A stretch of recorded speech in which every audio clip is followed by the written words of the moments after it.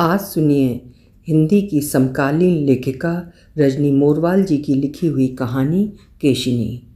तो शुरू करते हैं कहानी केशिनी। गांव की गलियों में दौड़ते भागते बच्चों के बीच बेला अपने नन्हे नन्हे कदमों से ठिठक जाती तो कभी अपनी फ्रॉक की फ्रिल में अटक गए कांटों को छिटकती, कभी अपने लंबे काले बालों को लापरवाही से झटक कर लंगड़ी टांग खेलने लगती तो कभी रस्सी कूदने लग जाती। शाम पड़े जब घर आती तो माँ नींबू मिर्च से उसकी नज़र उतारती। वो नासमझी से माँ की ओर देखकर हंसती, फिर माँ उसका सिर सहला देती तो वो पहले से भी ज़्यादा ठठाकर हंसती और इस बार माँ भी उसके साथ हंसने लगती। पगली बेला मेरी केशिनी, माँ कहती और उसके सिर में तेल डालने बैठ जाती। अभी नहीं, मुझे खेलने जाना है। कितना खेलेगी बिटिया, अभी होमवर्क भी तो करना है।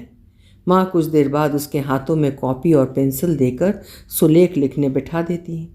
गर्मियों की छुट्टियाँ शुरू हो गई थीं। सप्ताह भर पहले माँ बेटी दोनों गांव आई थीं।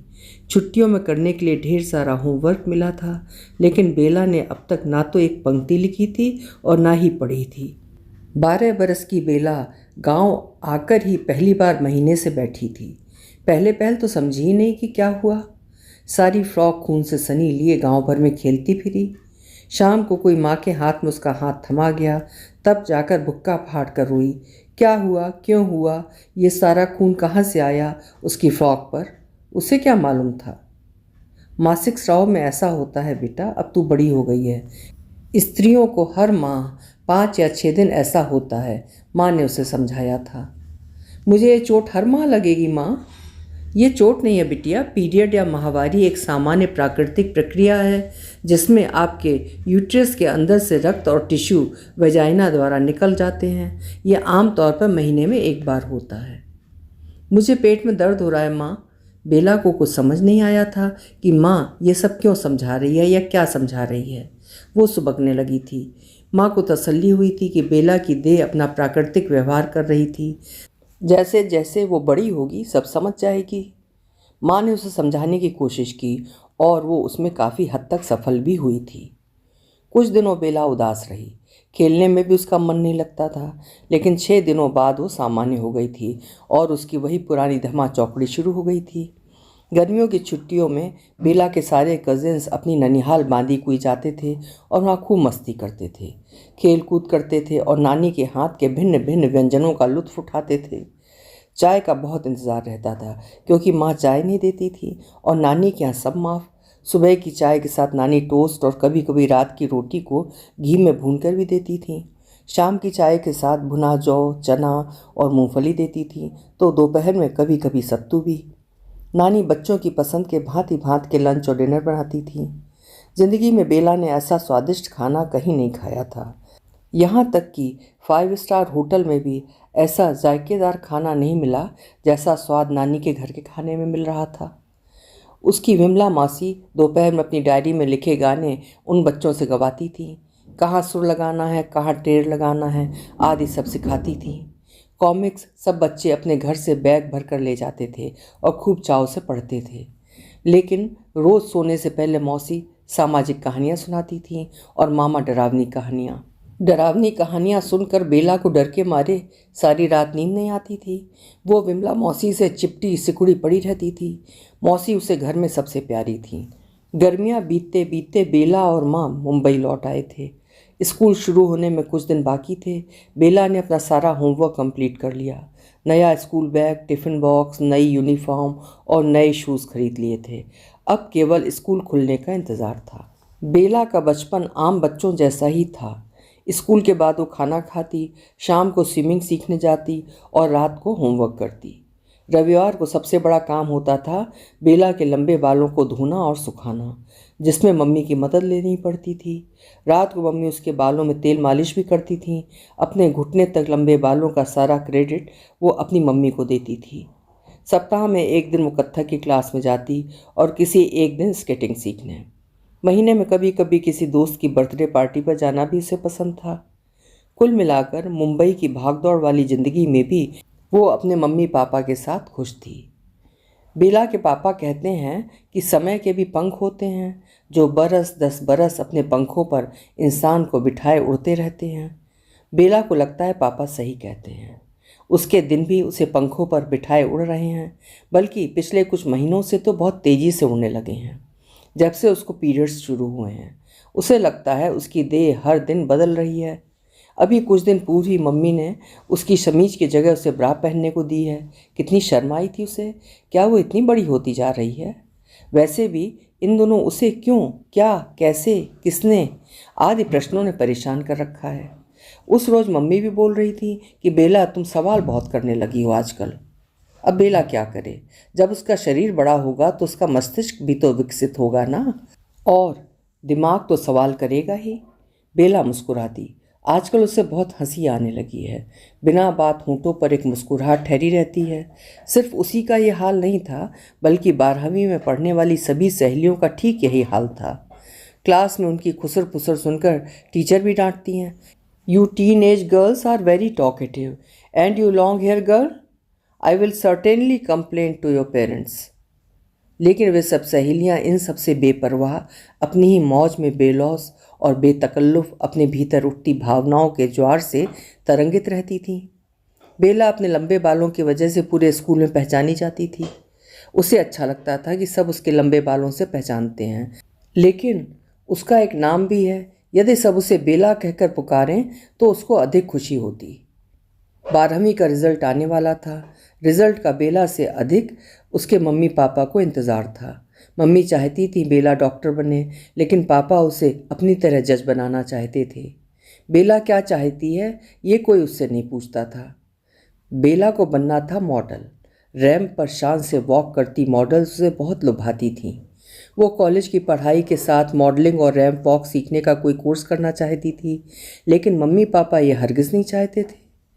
उसने विल्सन कॉलेज चौपाटी में दाखिला ले लिया था। मम्मी ने उसे आकाश कोचिंग में डाल दिया था नीट की तैयारी के लिए। मम्मी चाहती थी वो पूरे साल नीट की तैयारी करे, फिर कंपटीशन एग्ज़ाम दे ताकि सिलेक्शन होना सुनिश्चित ही रहे। पापा ने उसे साइंस पढ़ने से नहीं रोका था, हालांकि वे अब भी अपने विचार को तवज्जो देते थे।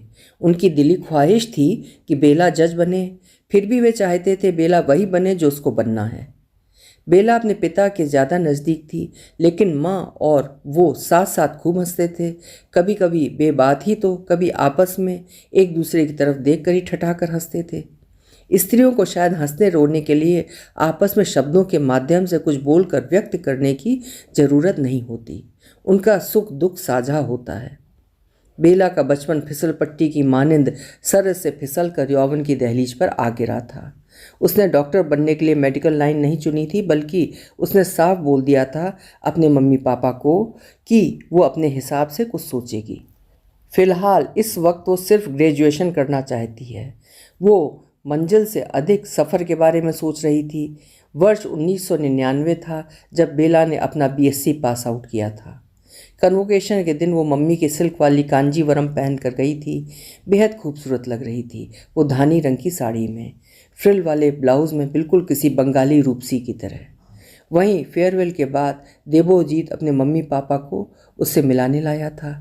बेला ने उन्हें नमस्कार किया था, साथ ही अपने मम्मी पापा को भी उनसे मिलवाया था। देवोजीत की मम्मी ने बेला को अपने गले लगा लिया था। वे बेला के सौंदर्य की तारीफ करते नहीं थक रही थीं। उन्हें बेला के लंबे बाल बेहद पसंद आए थे। वे स्नेह से उसके बालों पर हथेली लगाकर बांग्ला में बोलीं, तुमी ओपर रूपा सुंदोरी, तोमार सुंदोर चूल्हा आचे। जी, दरअसल मम्मी को हिंदी अधिक नहीं आती। इनका तात्पर्य है तुम अपूर्व सुंदरी हो, तुम्हारे बाल बहुत सुंदर हैं, देवोजीत ने हिंदी में समझाया था। जी शुक्रिया, इसका सारा क्रेडिट मेरी मम्मी को जाता है, उन्हीं की मेहनत से ये बाल पाए हैं मैंने। बेला को अपनी इतनी तारीफ सुनकर संकोच हो आया था। देवोजीत से बेला की ये कोई पहली मुलाकात नहीं थी। वो उसी की कक्षा में पढ़ता था, लेकिन उसका बेला से कभी औपचारिक परिचय नहीं हुआ था। बेला और देवोजीत के कई म्यूचुअल दोस्त थे जो आपस में मिलते जुलते भी थे, किंतु बस उन्हीं दोनों में कभी कोई बातचीत नहीं हुई थी। उस रोज़ के दीक्षांत समारोह के पश्चात उनकी नियमित मुलाकातें शुरू हुईं। बहुत बाद में एक दिन देवोजीत ने बेला को बताया था कि क्लास में बेला को चुपचाप बैठा निहारा करता था, और ये भी कि बेला उसका पहला क्रश थी। प्यार जैसा कोई फितूर बेला के दिमाग में तब तक नहीं उपजा था। जस्ट फ्रेंड्स वाली परिभाषा के भीतर वे दोनों कैफ़े हाउस और लंच डिनर पर भी कभी कभी मिलने लगे थे। वीकेंड्स पर कभी कभी कोई नई फिल्म भी देखने चले जाते थे। बेला को ये तो आभास था कि देवोजीत उसे पसंद करता है, किंतु वो ज़िंदगी से क्या चाहती है ये उसने अभी नहीं सोचा था। मम्मी पापा की इच्छाओं के अनुसार वो अपना कैरियर नहीं बनाना चाहती थी, लेकिन मॉडलिंग के लिए वो ज़रूर प्रयासरत थी। भावी जीवन को लेकर उसने कोई तयशुदा खाका नहीं बनाया था, किंतु उस दिशा में कदम तो बढ़ा ही दिए थे। उसने एक्टिंग इंस्टीट्यूट का फॉर्म भर दिया था। कथक नृत्य वो बचपन से सीखती थी और अब उसने आधुनिक डांस क्लास में भी प्रवेश ले लिया था, जहाँ बैले, जाज, हिप हॉप, स्विंग, कांट्रा नृत्य, बैली नृत्य, लैटिन नृत्य और सालसा आदि सिखाया जाता था। बेला की राहें मुश्किल अवश्य थीं, लेकिन नामुमकिन नहीं थीं। वो इस फील्ड में आगे बढ़ना चाहती थी। देवोजीत जिंदगी से कुछ और चाहता था। वो बेला को अपने जीवन में सबसे अहम मानता था। उसके जीवन में प्यार का स्थान पैसे से ऊपर था। जिस दिन बेला को उसने प्रपोज किया था, उस रोज़ वर्ष 2000 का वैलेंटाइन डे था।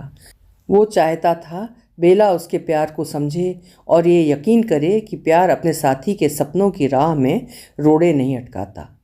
सच्चा प्यार तो अपने प्रेम को ऊंचाई के चरम बिंदु पर देखना चाहता है।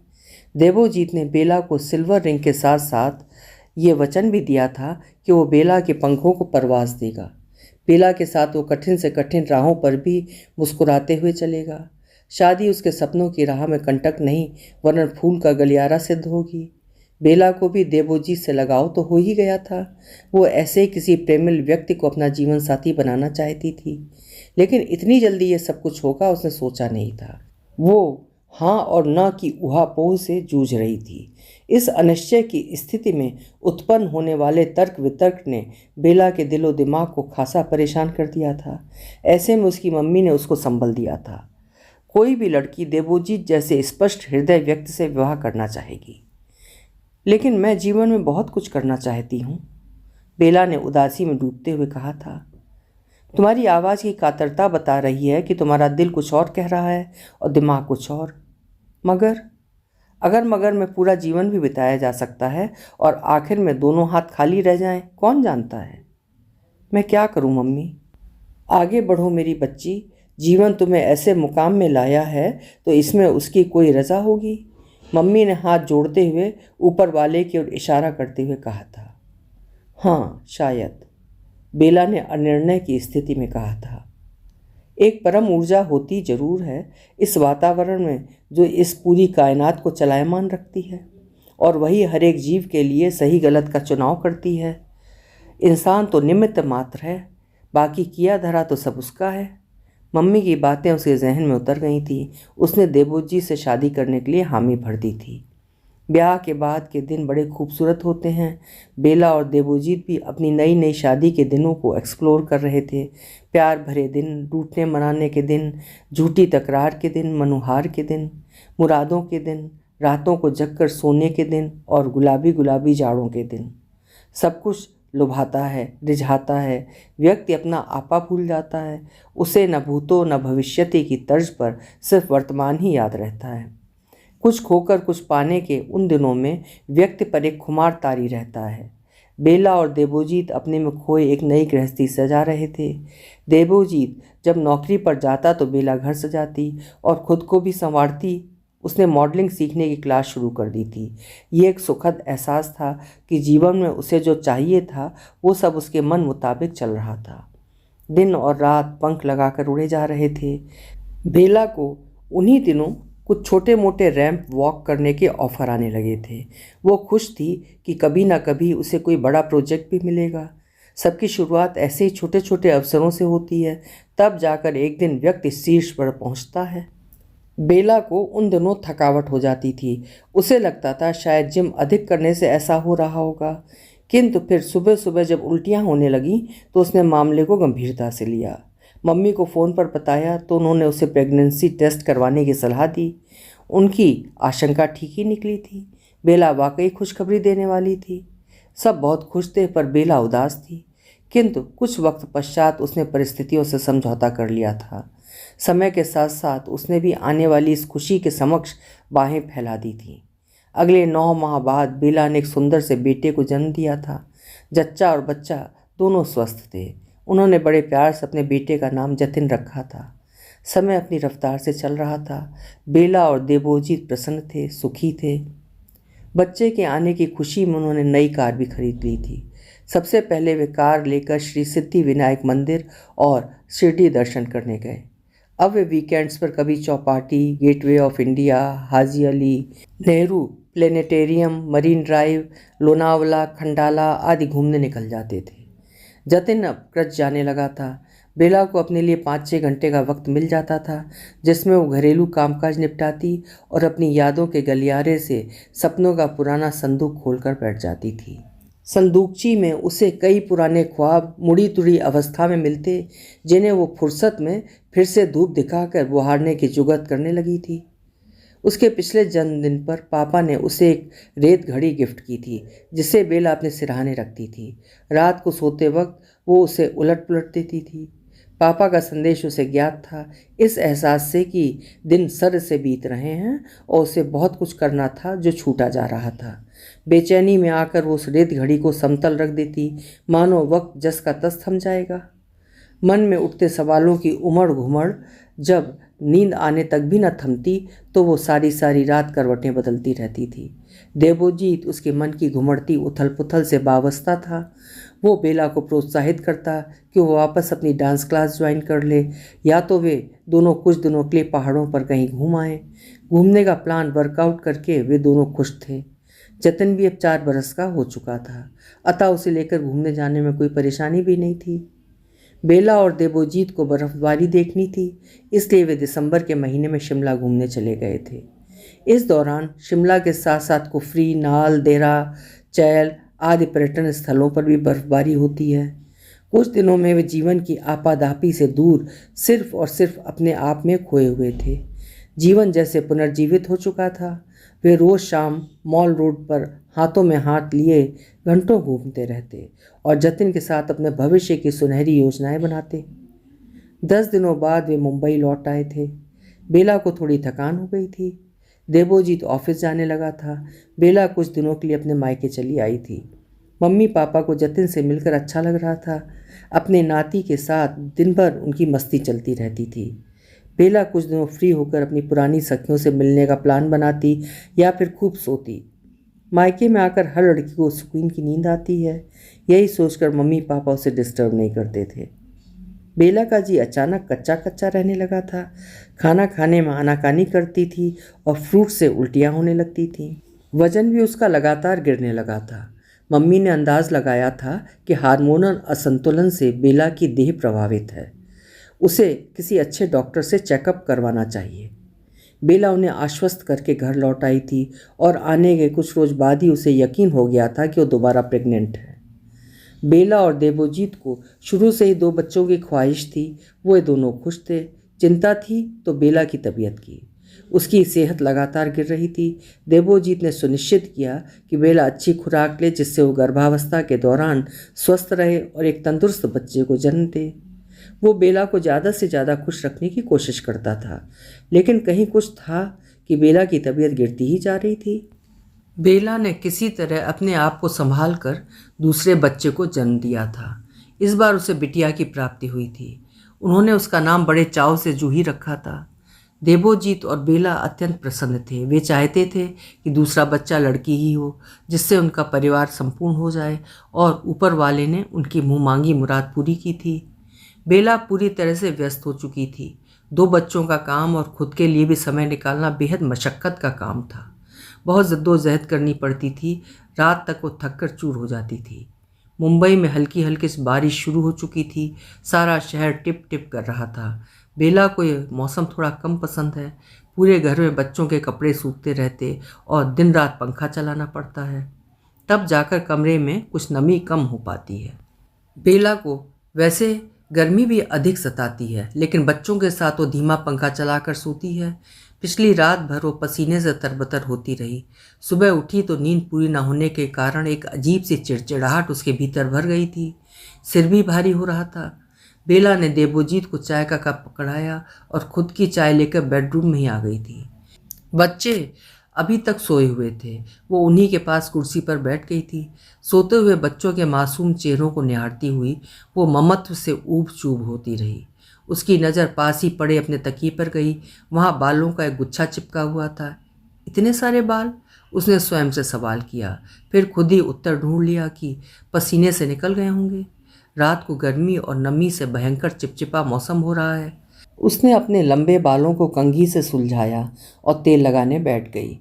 उन दिनों अपने लिए उसे वक्त ही नहीं मिलता था, जबकि बच्चों के लिए दाई आती है और घर में काम वाली भी है। किंतु छोटे बच्चों के ढेर सारे कामकाज के बीच बेला स्वयं की उपेक्षा कर जाती है। कभी जूस पड़ा रह जाता है तो कभी फ्रूट की प्लेट ज्यों की त्यों छूट जाती है। सास ससुर का पूरा सपोर्ट उसके साथ है। बच्चों की बेबी सिटिंग वे बड़े ही आनंद और प्यार से करते हैं, किंतु अपने बारे में तो बेला को स्वयं ही जागरूक होना होगा। आगे से वो अपना संपूर्ण ध्यान रखेगी। इस निश्चय के साथ वो किचन में नाश्ते की तैयारी देखने आ गई थी। उसने प्याज का रस बालों में लगाया और फिर नाश्ते के तुरंत पश्चात शावर लेने चली गई थी। ठंडे पानी से देर तक नहाकर उसे कुछ फ्रेश महसूस हुआ। वो बालकनी में खड़ी होकर बाल सुलझाने लगी थी। बालकनी में उसने गमलों में मौसमी फूल लगवाए थे। देवोजीत के ऑफिस जाने के बाद वो बच्चों को लेकर यहीं आ जाती थी।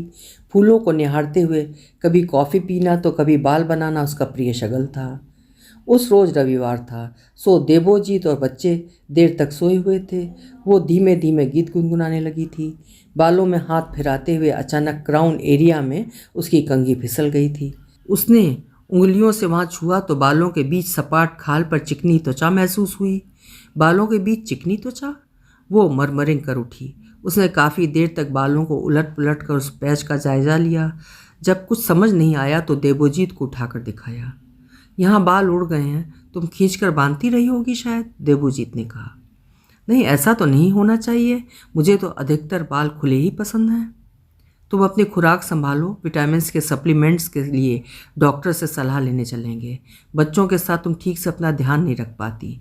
जूही ब्रेस्ट फीड भी करती है, ऐसे में तुम्हारे शरीर को संतुलित खुराक की भरपाई नहीं होती होगी। बच्चों को तो सभी मिलकर संभालते हैं, तुम्हारे मम्मी पापा मेरा पूरा सहयोग करते हैं, लेकिन शायद मुझे चिकित्सीय सलाह की आवश्यकता है। हाँ, एक मर्तबा हेयर और स्किन क्लिनिक भी विजिट करने की आवश्यकता है तुम्हें। हाँ, ऐसा ही करूँगी, बेला ने देवोजीत को आश्वस्त किया था, लेकिन भीतर ही भीतर वो चिंतित हो गई थी। पहले तकिए पर बालों का गुच्छा, फिर सिर पर पैच। बाल भी सामान्य से अधिक ही टूटते हैं।